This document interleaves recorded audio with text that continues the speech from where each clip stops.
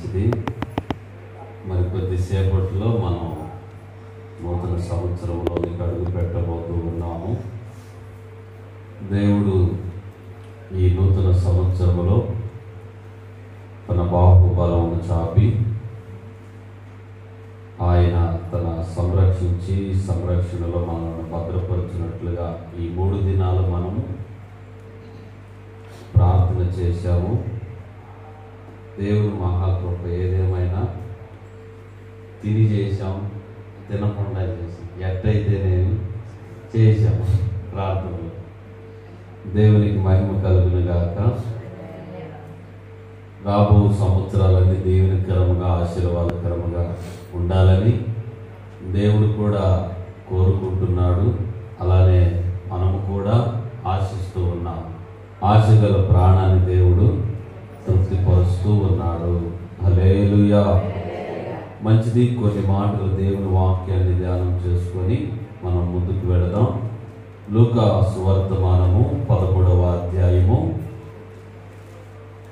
లూకా సువర్తమానము 13వ అధ్యాయము 6వ వాక్యమును చదువుకుందాం. మరియు ఆయన వారితో ఈ ఉపమానము చెప్పెను. అంజూరపు చెట్టు ఒకటి నాటబడిను. అతడు దాని పండ్లు వెదక వచ్చినప్పుడు చాలక్క ఇక్కడ మీకు కనిపించే మాట, ఒక మనుష్యుని ద్రాక్ష తోటలో అంజూరపు చెట్టు ఒకటి నాటబడి ఉంది. అతడు దాని పండ్లు వెదకటానికి లేదా తినటానికి లేదా చూడటానికి వచ్చినప్పుడు ఆ అంజూరపు చెట్టుకు ఫలాలైతే లేదా కాయలు వచ్చినటువంటి ఆ యజమానుడికి కనిపించలేదు. ఇక్కడ ఈ మాటలన్నీ సాదృశ్యంగా మీరు తీసుకోవాలి. దేవుని వాక్యము 2 అంచులు కలిగినటువంటి ఖడ్గము. ఆ వాక్యము ప్రతి విషయములో సందర్భాన్ని బట్టి దేవుడు మనకి సూచిస్తూ ఉంటారు. పరిస్థితులను బట్టి దేవుడు ఆ మాటలను తెలియజేస్తూ ఉంటారు. ఇక్కడ సమయోచితమైనటువంటి సందర్భానుసారముగా నేను ఈ మాటలను మీకు తెలియజేస్తూ ఉన్నాను. ఇక్కడ దేవుడు ఈ సంవత్సరాన దేవుడి మాటలను మనకు తెలియజేస్తున్న మాటలు ఏమిటంటే, ద్రాక్ష తోట అనగా ఆయన నియమించినటువంటి పొలము లేదా జనులు. ఈ ద్రాక్ష తోటలో అంజూరపు చెట్టు ఒకటి నాటాడు. చెట్టు అనగా మనిషి, మానవుడు. ఈ మానవునికి దేవుడు కొన్ని ఫలాలు ఫలించాలని ఏనాడో చెప్పాడు. అక్కడ ఈ తోటమాలి అనగా యేసు ప్రభుల వారు. ఈ చెట్టేసిన వారు యేసు ప్రభుల వారు. తండ్రి ఉన్నాడు. ఇక్కడ తండ్రి ఉన్నాడు, కుమారుడు ఉన్నారు, పరిశుద్ధాత్ముడు కూడా ఉన్నారు. ఈ యొక్క సందర్భానుసారంగా నేను మీకు తెలియజేస్తున్న మాటలు ఏమిటంటే, ఇక్కడ అంజూరపు చెట్టు అనగా మానవునికి సాదృశ్యంగా ఉంది. ఇప్పుడు యేసు ప్రభుల వారు ఈ మానవుని చూడటానికి వచ్చాడు. మానవుని చూడటానికి ఆయన సస్య శరీరుడుగా ఈ లోకానికి వచ్చాడు. మానవుని స్థితిగతులను తెలుసుకోవడానికి, మానవునిలాగా జీవించటానికి ఆయన రక్త మాంసములతో ఈ లోకానికి రావటం జరిగింది. అయితే పాపులను రక్షించడానికి యేసు ప్రభుల వారు ఈ లోకానికి వేంచేసి ఉన్నారు. అయితే ఇక్కడ ఈ యొక్క అంజూరపు చెట్టును లేదా మనిషిని చూడటానికి దేవుడు వచ్చాడు. ఇప్పుడు ఈ మనిషి ఎలా తయారవ్వాలి? ఇప్పుడు పెళ్లి చూపులకు వెళ్ళాలంటే పెళ్లి కుమారుడు చూస్తాడని ఆర్భాటాలు, హంగులు, ఏమండి ఇవన్నీ ఏర్పాట్లు చేసుకుంటారు. లేని చెవులకు బొక్కలు పెట్టుకొని, ముక్కుకు ఒక బొక్క పెట్టుకొని, మనోళ్ళు ఒకటి పెట్టట్లా, ఇటు బొక్క ఇటు ఒక రంధ్రం, 2 రంధ్రాల్లో పెట్టుకొని ఏదో పెట్టుకుంటా ఉన్నారు. వాటి పేర్లు తెలియట్లా. అంటే ఆ అక్కగారిని అడిగితే ఏందంటే ఫ్యాషన్ అంటది. సరే, మంచిది. మరి కనుబొమ్మలకు కూడా అలా తగిలిస్తా ఉన్నారు. ఆ కనుబొమ్మ నుంచి ఇలా వచ్చేటట్టు. ఆకును అడిగితే ఫ్యాషన్ అంటది. సరే, రెప్ప పైన కూడా కూర్చుతున్నారు. మరి ఆకు గారిని అడిగితే ఫ్యాషన్ అంటది. మరి కల్చర్ మారింది. కల్చర్ పెరిగే కొద్ది, మారే కొద్ది, కాలం అప్డేట్ అయ్యే కొద్దిగా ఏమండి అప్పుడంటే వస్త్రాలు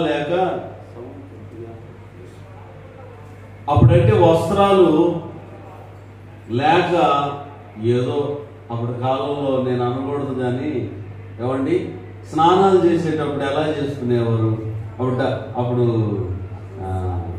ఊత పదం, ఏ పదం మొత్తానికి దేవుడికి అది నేను అనలేకపోయా. అవును, అది వాస్తవం.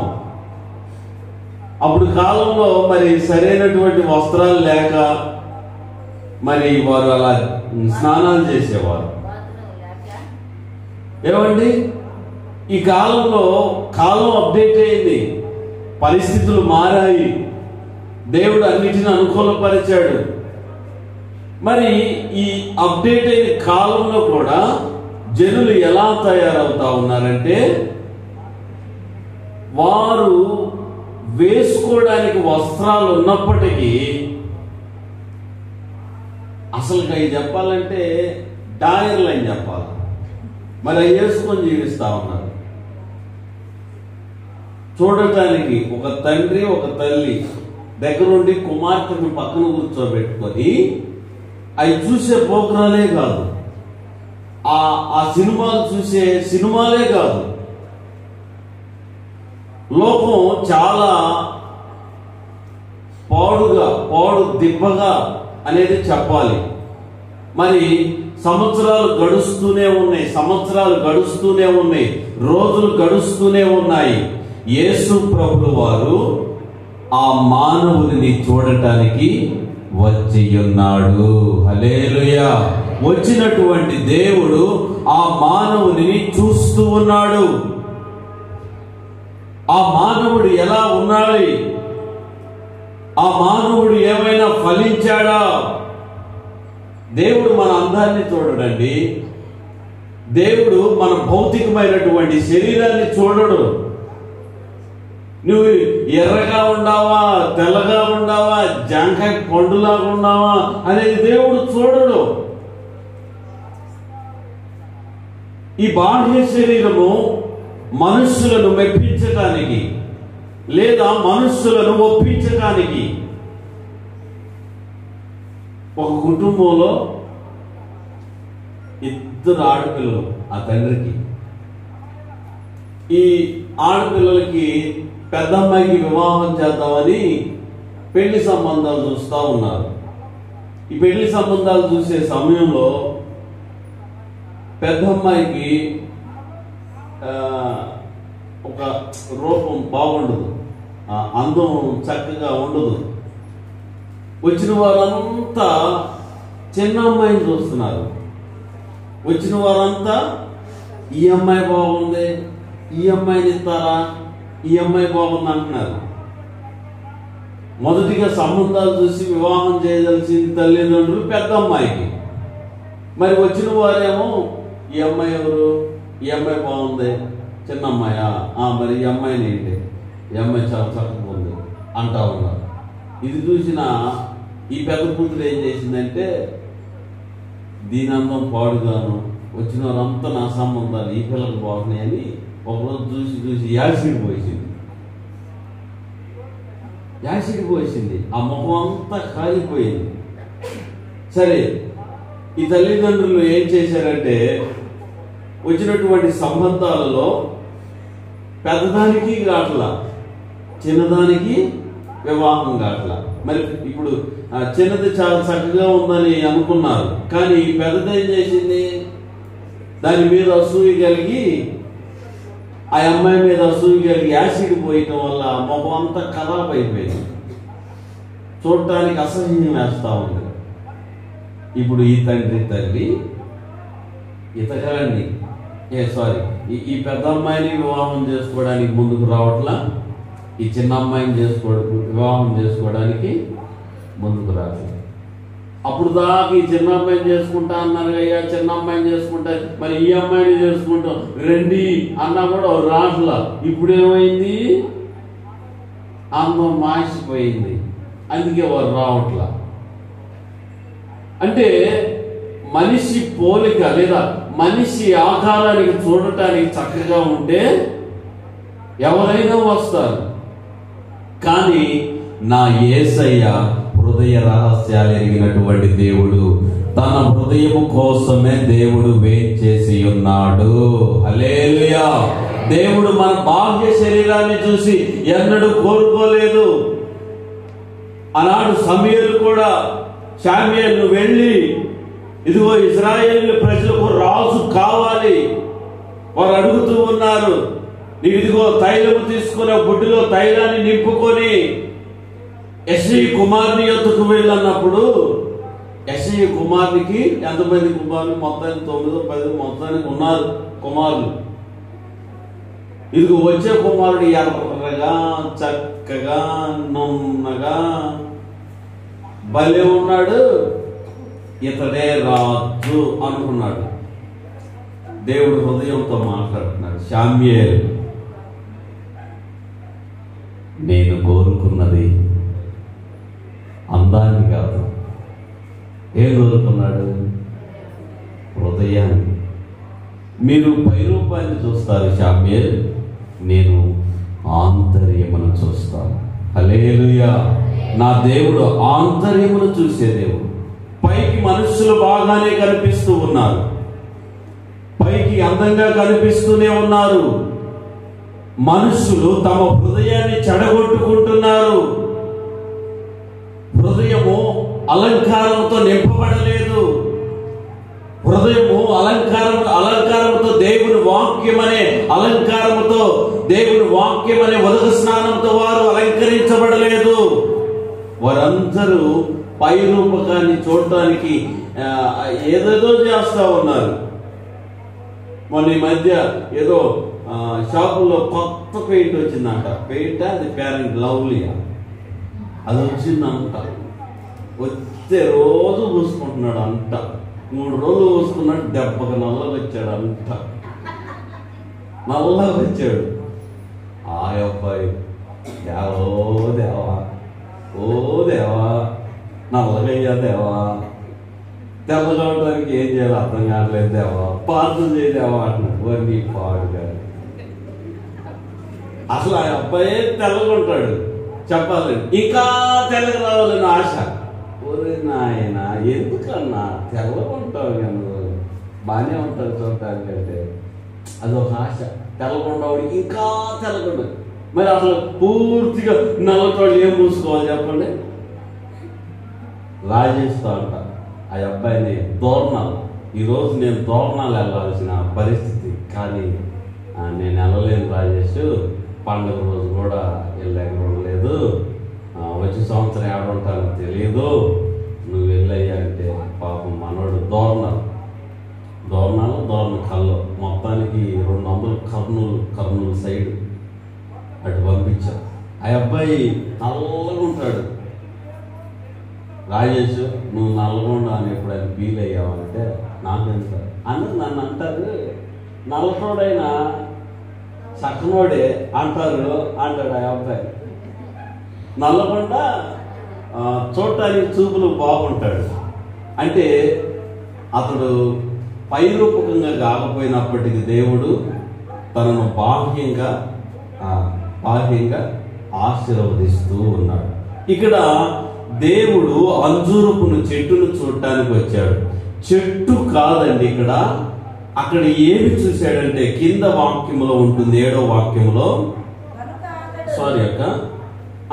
అతడు దాని పండ్లు వెదక వచ్చినప్పుడు ఏమీ దొరకలేదు. క్రీస్తునందు ప్రియులారా, దేవుడు మానవుని చూడటం ఒక ఎత్తు అయితే, మానవుడు ఎలా ఎదుగుతున్నాడు, మానవుడు ఎలా ఫలిస్తూ ఉన్నాడు, మానవుడికి ఏమైనా కాయలు కాసినాయా అనేది దేవుడు చూస్తాడు.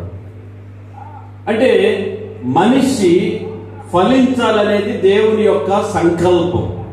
ఇప్పుడు దేవుడు ఈ లూకా సువర్తమానంలో అక్కడ ఉన్నటువంటి ప్రజలకు దేవుడు తెలియజేస్తూ ఉన్నాడు. ఆ అంజూరపు చెట్టుకు నేను చూసినప్పుడు ఫలాలు ఏమీ లేవు. ఫలాలు అంటే ఏంటి అండి?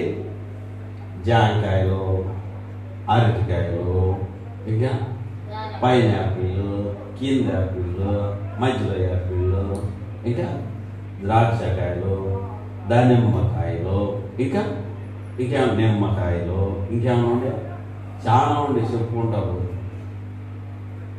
అయితే దేవుడు ఆ ఫలాలు కాదు. గలతీలకు రాసిన పత్రిక నేను మీకు ఒకటి చూపిస్తాను. గలతీలకు రాసిన పత్రిక 5వ అధ్యాయము 22వ వాక్యమును మనం ఒకసారి చదువుకుందాం. అయితే దేవుడు అక్కడ చూసింది ఏంటంటే కాయలు కాదు. అంజూరపు చెట్టు అనగా మానవుడు. ఇప్పుడు మీరే అనుకోండి, అంజూరపు చెట్టు అనగా చెప్పండి, అంజూరపు చెట్టు అనగా అది నేనే.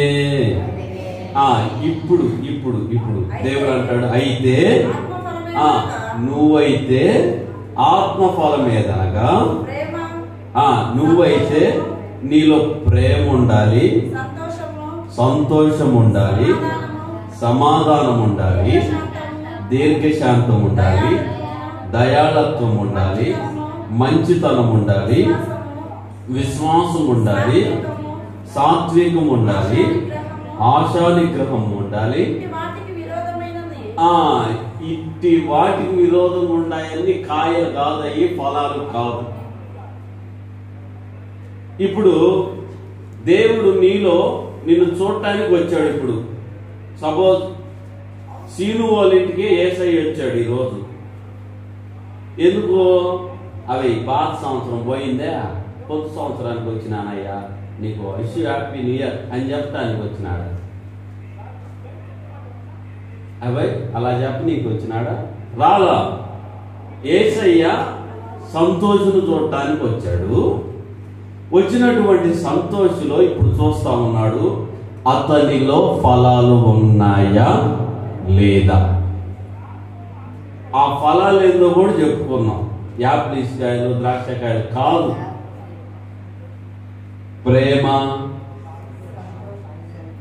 ప్రేమ, సంతోషము, సమాధానము.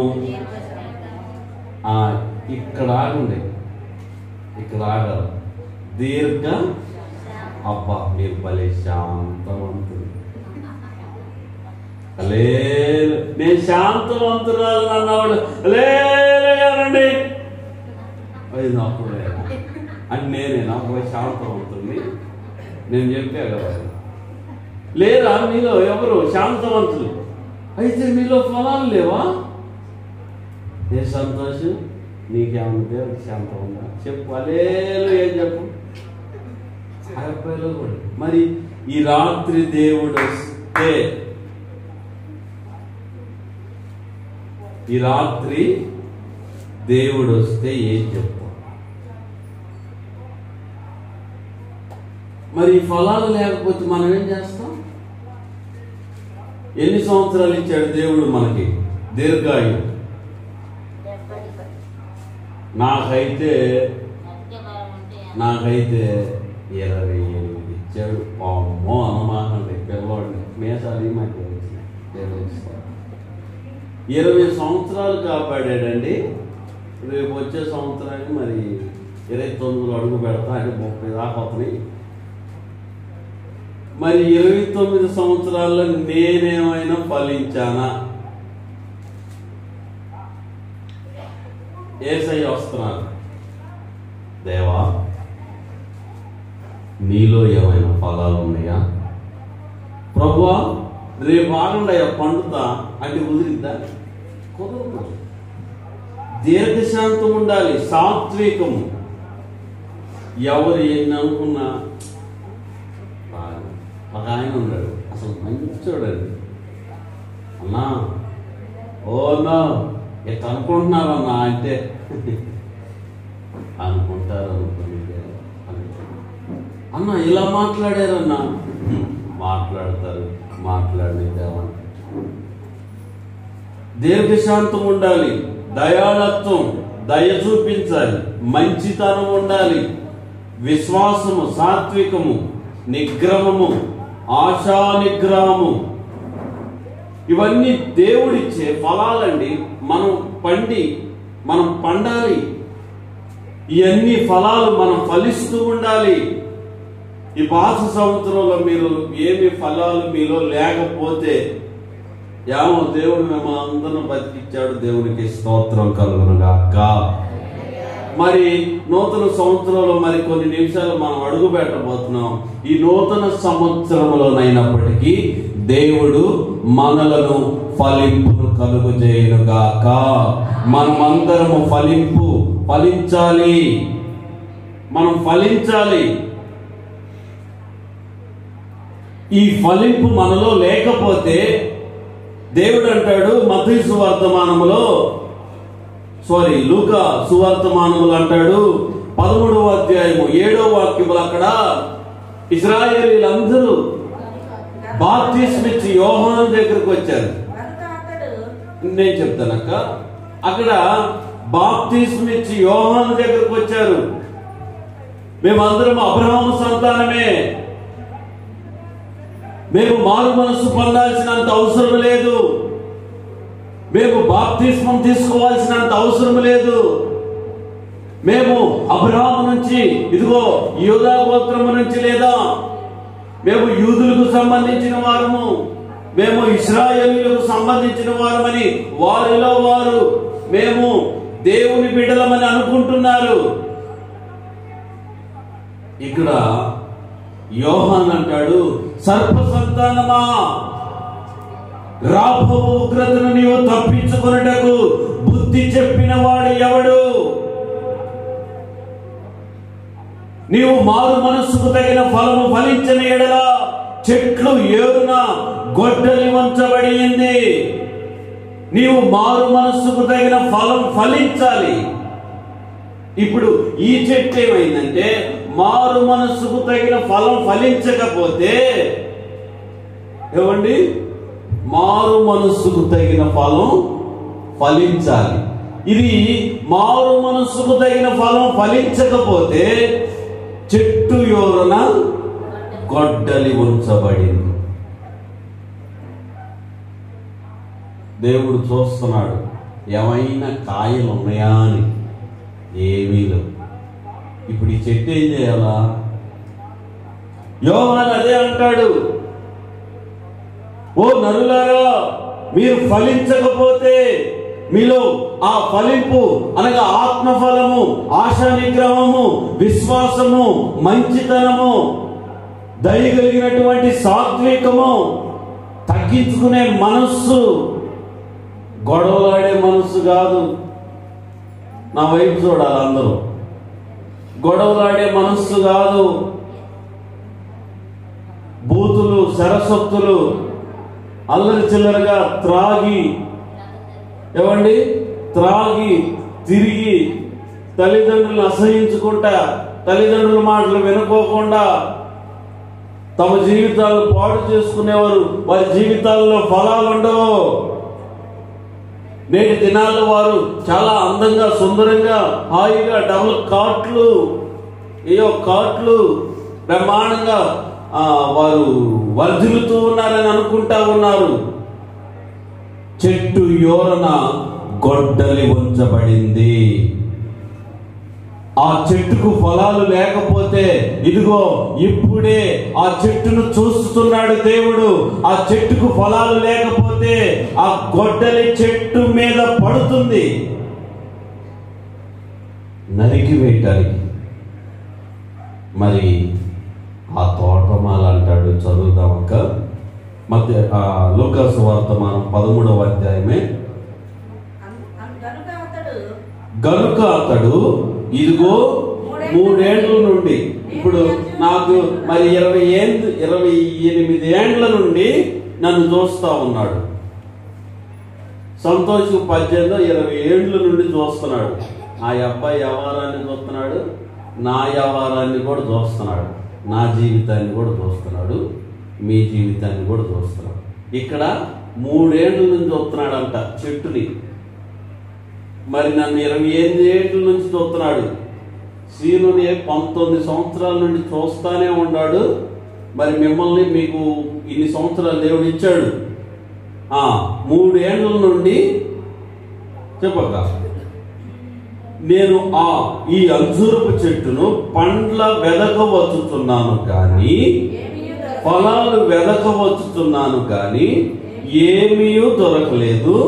దీనిని నరికి వేయాలి, ఇది అవసరం లేదు. ఎందుకంటే కాయలు లేని చెట్టు ఏం చేసుకోను? కాయలు లేని చెట్టు ఎందుకు? ఫలాలు లేని చెట్టు ఎందుకు? అక్కడ ఉన్నటువంటి స్థలం అంతా పాడైపోతుంది.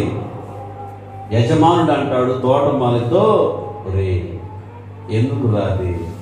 నీడనిచ్చేది కాదు, తల్లికి ప్రయోజనం లేదు, తండ్రికి ప్రయోజనం లేదు, సరే గ్రామానికి ప్రయోజనం లేదు, ఇంటి ప్రక్క వారికి ప్రయోజనం లేదు, ఆ ఇంటి ఎదురోళ్ళకు ప్రయోజనం లేదు. ఎందుకు రావాడు? చాలా సందర్భాల్లో కుటుంబాల్లో జరిగే విషయాలు అవన్నీ. కొంతమంది చదువుకోరు పిల్లలు, గాలికి తిరుగుతూ ఉంటారు. గాలికి వాళ్ళు అంటారు, ఎందుకురా నువ్వు మాకు ప్రయోజనం లేదు, వాళ్ళకు ప్రయోజనం లేదు, ఎవరికి ప్రయోజనం లేదు, ఎందుకు నువ్వు అసలు పుట్టి అంటారా? మనం వింటా ఉన్నాం ఆ సందర్భాలు. ఇప్పుడు ఆ చెట్టు గురించి కూడా అదే దేవుడు అంటాడు. ఏమని ఆ చెట్టు ఉండటం వల్ల స్థలం పాడైపోతుంది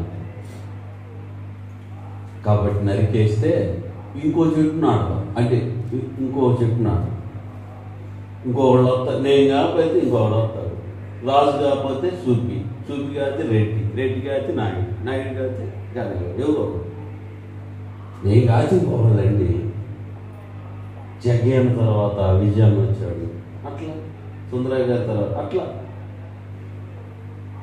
నేనే అని కాలు మీద వేసుకొని తిరిగితే ఏముంటుందా? నేను కాకపోతే ఇంకొకడు. సరే, మీ అందరికీ హ్యాపీ న్యూ ఇయర్. హల్లెలూయా. నా ప్రతి ప్రార్థనకు నీవిచ్చిన ఈవులే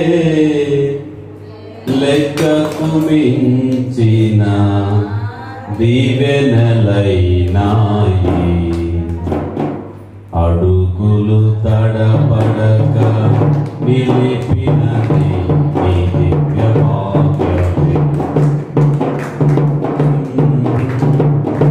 విశ్వాసము జయము చేకూర్చెను. ఆరాధుడ అభిషేకుడ ఆరాధన నీకే. నా యేసయ్య స్తుతిపాత్రుడ ఆరాధన నీకే. ఆరాధన నీకే. ఆరాధన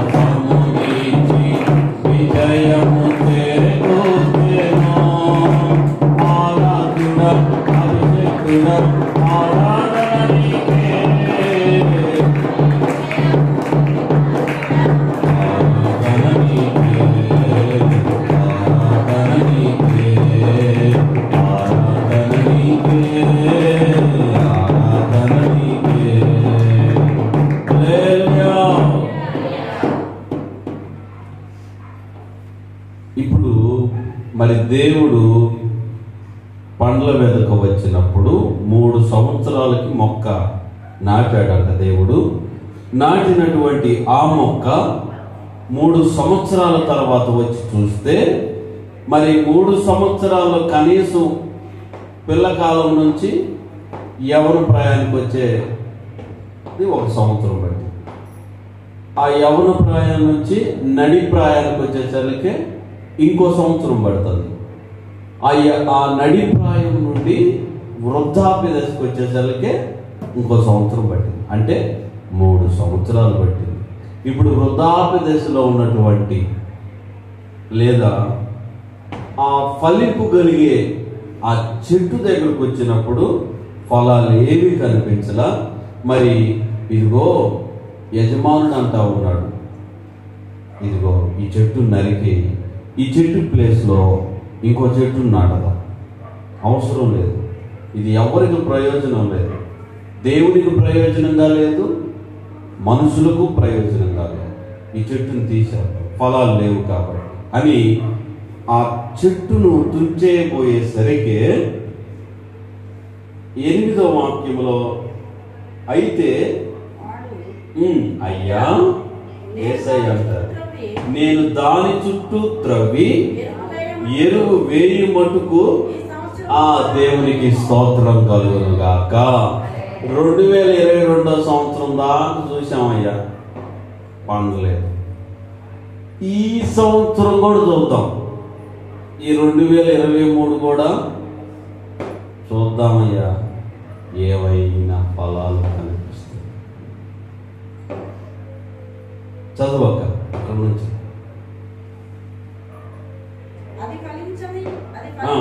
నేను దాని చుట్టూ త్రవ్వి ఎరువు వేయి మటుకు ఈ సంవత్సరము కూడా వండనేమో, అది ఫలించినా సరే, లేని ఎడల నీవన్నట్టుగానే దాన్ని నరికి.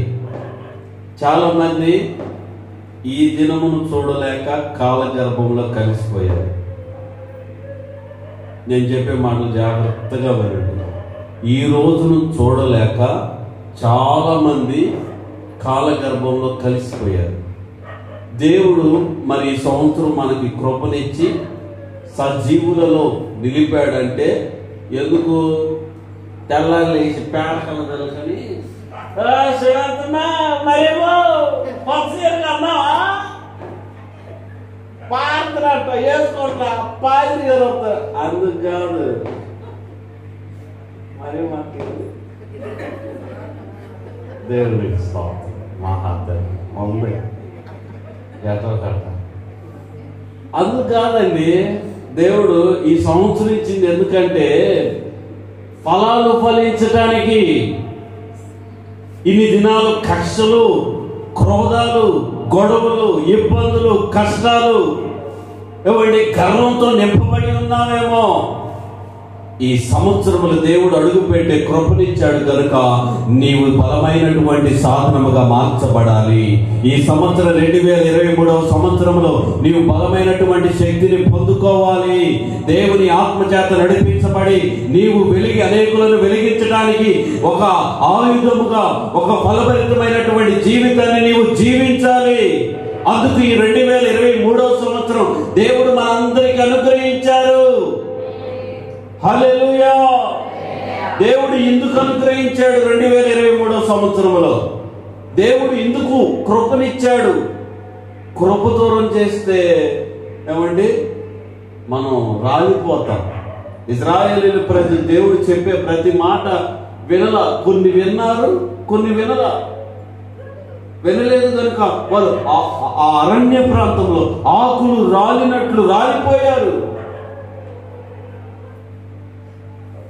ఏదైనా మారు మనస్సుండి చనిపోతే పర్లా, మారు మనస్సు లేకోకుండా చనిపోతే,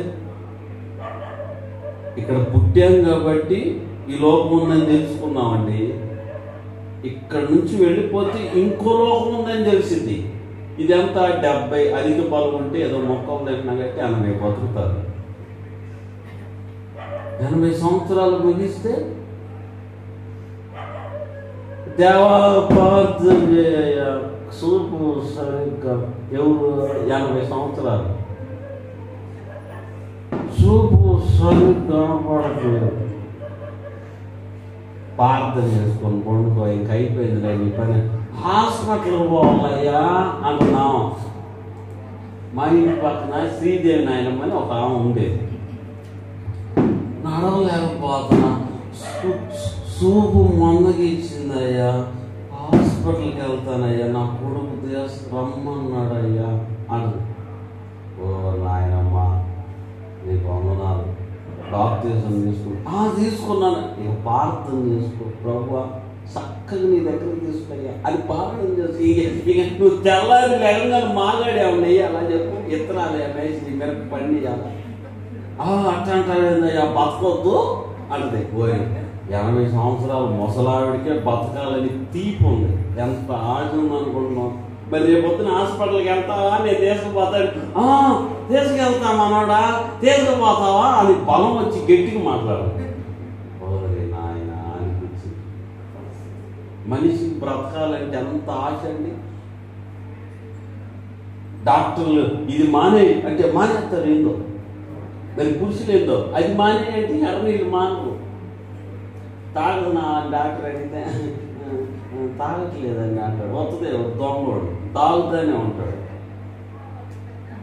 ఓ రోజు తాగి నేను ఈ ట్రాక్ ఉంటుంది, పాస్టర్ గారు వెళ్తున్నాడు, ఆ ట్రాక్ దగ్గర నిలబడి గేట్ వేసాడు. మేమందరం ఆగి ఉన్నాం, పాస్టర్ గారు కూడా.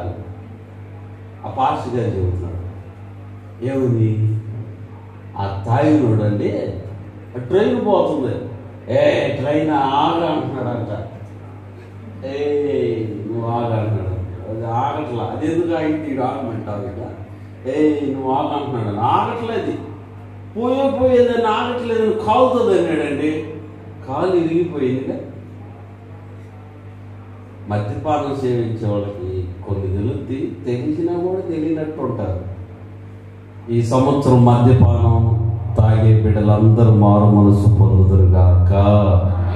నూతన సంవత్సరంలోకి అడుగు పెట్టాక బాప్తిస్మాలకి కొరత ఏమి ఉండకూడదు, నీళ్ళు సమృద్ధిగా ఉన్నాయి. బాప్తిస్మా ఇవ్వడానికి సేవకులు రెడీగా ఉన్నారు.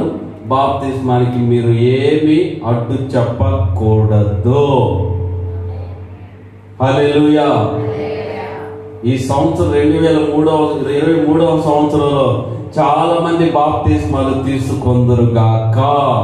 దేవుడు ఆ రీతిగా మనందరిని నడిపించునుగాక. ఈ 2023వ సంవత్సరంలో ఎవరైతే బాప్తిస్మాలు తీసుకోలేదో వారందరూ బాప్తిస్మాలు తీసుకోవాలి. అంతే. ఈ జనవరిలో లిస్టింగ్ చేస్తాం. ఒకటి. రెండోది, మన బిడ్డలు సంఘంలో ఉన్నటువంటి వారి ఇళ్ల ముందు ఒక కూడికి పెట్టాలి. ఇక సువార్తె.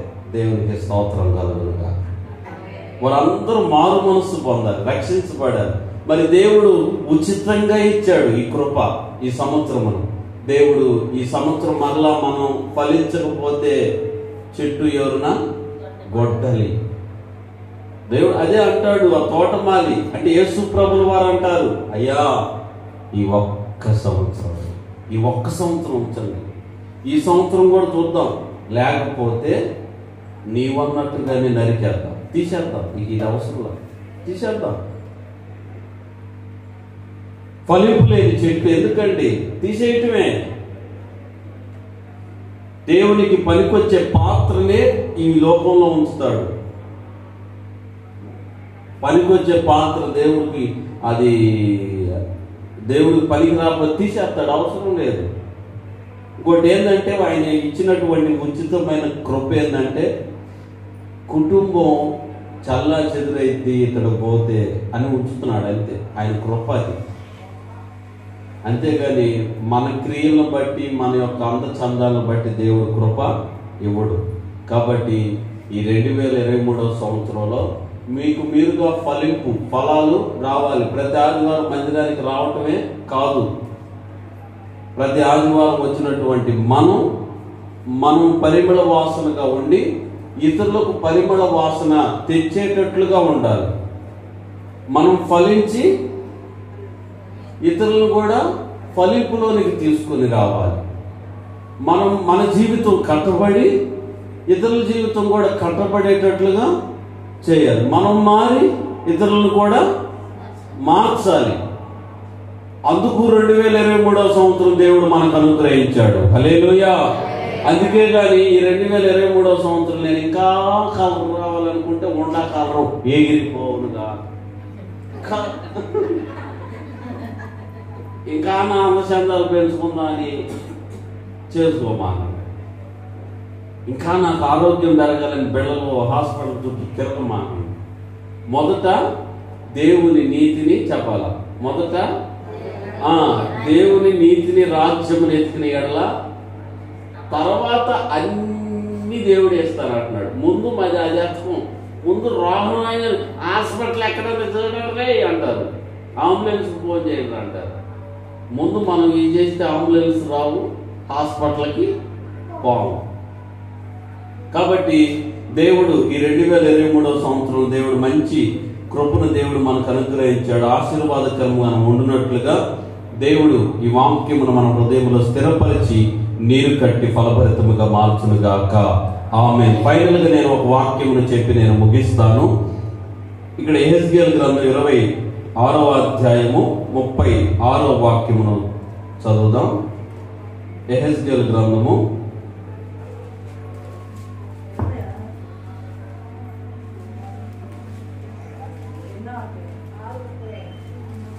36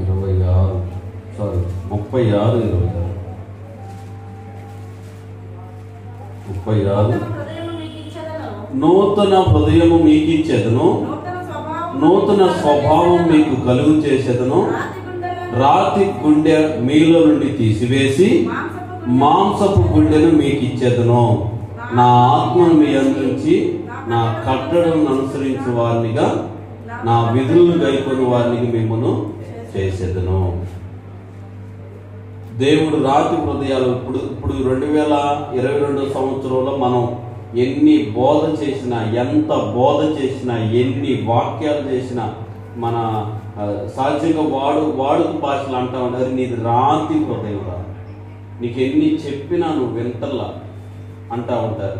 దేవుడు అంటా ఉన్నాడు, ఈ నూతన సంవత్సరంలో నూతన హృదయమును నేను మీకు ఇచ్చేదను, నూతనమైనటువంటి జీవితాన్ని మీకు ఇచ్చేదను, నూతనమైన మాంసమును, రాతి హృదయాన్ని, రాతి జీవితాన్ని తొలగించి మాంసపు హృదయాన్ని దేవుడు మనకు అనుగ్రహించబోతున్నారు. హల్లెలూయా.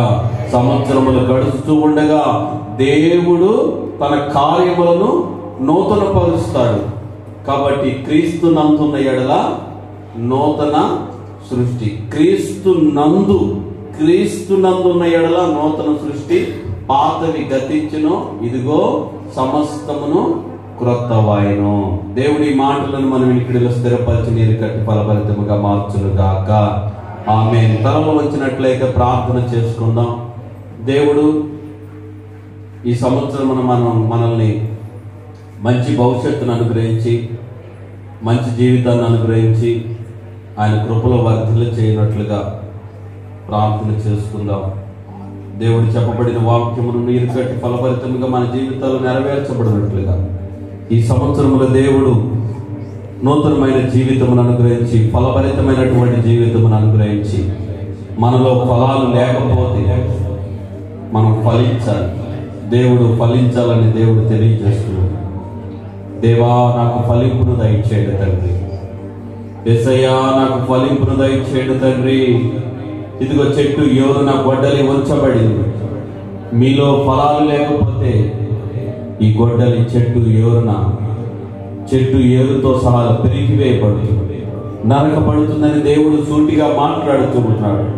2023వ సంవత్సరం నువ్వు ఏ విధంగా ఫలిస్తావో, నీవే విధంగా క్రీస్తు కొరకై వాడబడతావో దేవుడు సూటిగా మాట్లాడుతూ ఉన్నాడు. ప్రభువా, నీ పరిచర్య నిమిత్తమే నేను ఈ విధంగా వాడబడతానయ్యా. ఈ సంవత్సరమైన నేను మారు మనసు పొందుతాను. ఈ సంవత్సరమైన నేను రక్షించబడతాను. నా కుటుంబాన్ని మార్చండి తండ్రి, నా జీవితాన్ని మార్చండి. మాంసపు హృదయాన్ని పెట్టండి, రాతి హృదయాన్ని తొలగించండి, రాతి జీవితాన్ని తొలగించండి. మీ వాక్యమును విని మీ వాక్యానుసారంగా జీవించే భాగ్యమును దయచేయమని కోరుతున్నాము తండ్రి. దేవా, సహాయం చేయండి తండ్రి, సహాయం చేయండి ప్రభు. ఈ నూతనమైనటువంటి వసంతంలోనికి మమ్మల్ని నడిపించారు. అందును బట్టి స్తోత్రాలు తండ్రి, స్తోత్రాలు తండ్రి, స్తోత్రములు దేవా, స్తోత్రం. నీ సన్నిధిని నివసించు నాకు ఏ అపాయము దరి చేరనివ్వవు. నీ సన్నిధిని నివసించు నాకు ఏ అపాయము దరి చేరనివ్వవు. కృపయేనా అడుగులు స్థిరపరచి బండపై నిలిపెను. నీ ఔన్నత్యమును తలంచుచు స్తుతించెదను. నా జీవితాన కురిసెనే నీ కృపా